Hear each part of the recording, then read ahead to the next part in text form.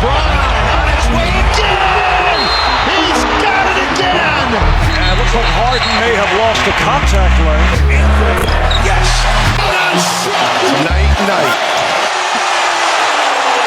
The other night, James Harden dropped a 50 burger on the Detroit Pistons. And I guess he must have been feeling like his younger self because I haven't seen him do this celebration in years. With a statement game for the Clippers. Harden stops left wing, picks up speed to the rim. Oh, he slammed it with the left hand. We got a nosebleed.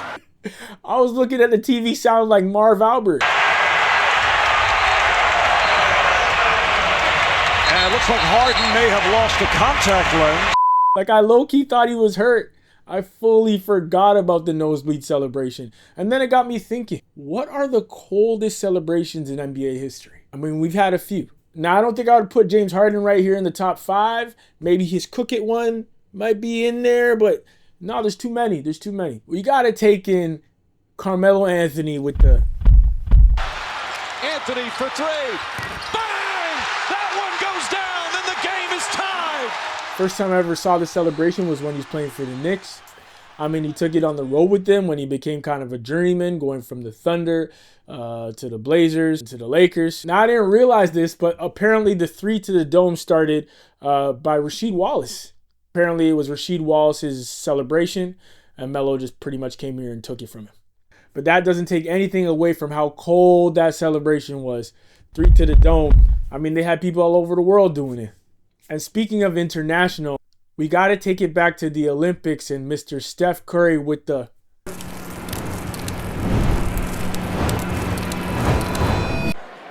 Night. 7 to shoot. Finds Curry a 3. You bet! 3 rise and fire! Put them kids to bed. Night.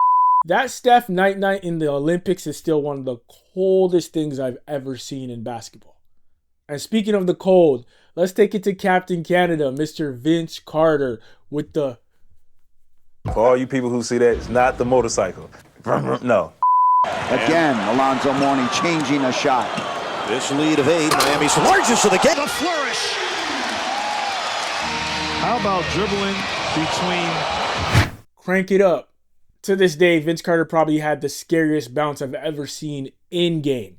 And every time he caught a body, all he did was crank it up some more. There's a lot of players that are happy that the 90s and early 2000s are over.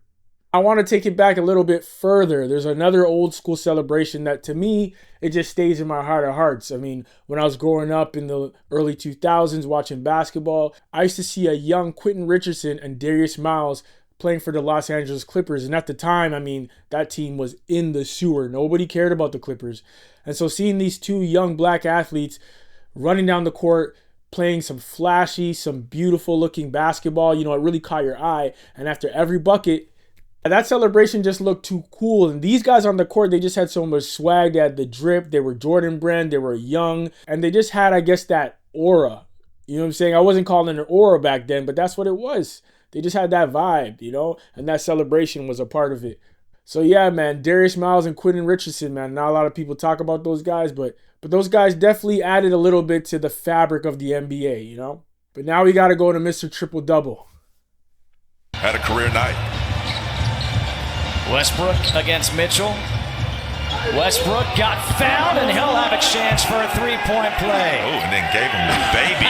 And then in his first triple-double season when he was carrying the Thunder on his back, everybody had left him and he had that giant chip on his shoulder. Bruh, you couldn't talk to Russ about nothing. And his jumper was a lot better back then too. I don't know what happened between Oklahoma City and the Lakers.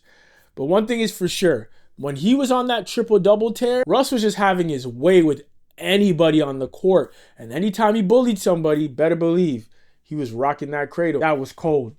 But not as cold as these 2 final celebrations for me. These are by far the coldest. Number 1, we got Mr.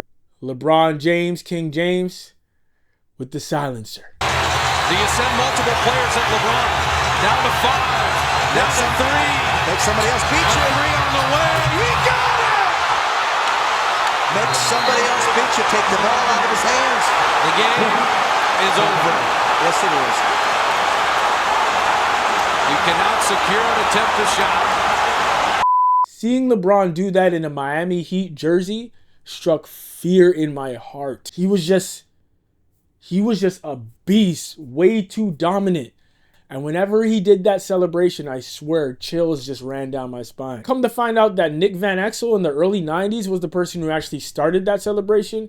And I guess LeBron borrowed it, remixed it. They were calling it Lower the Floor. And the reason I said there's two more is because there's one left that, I mean, I don't know who this celebration actually belongs to. I mean, everybody kind of does it now. For me personally, I started seeing it with Russell Westbrook, and then Pat Beverly did it as well, but I don't know who started it. And I mean, it might not have been either one of those guys that were the originator of "He's too little. He's too little." Downhill at Simmons. Double came, it didn't matter. He put Simmons in the weight room, saying he's too little. Stops, pirouettes, and scores. And he just claimed that Memphis is too small. Like this matchup if you're Brooklyn. Raises up over him and knocks it home. It's nothing but net. I never get tired of seeing players bully people, whether it's in the post, whether it's the mid-range, whether they cross them up, whatever it is, and just telling them, yo, you're too little. And it's even funnier when a small guard does it to a big center. Pat Beverly was famous for that, just getting into people's heads by scoring a bucket on them and then giving them the "he's too little" on a player that's 10 times his size. But what do y'all think? What are the coldest NBA celebrations in your opinions? You think it's the "he's too little"? You think it's LeBron with a silencer? Let me know in the comments below. Please like and subscribe. And until next time.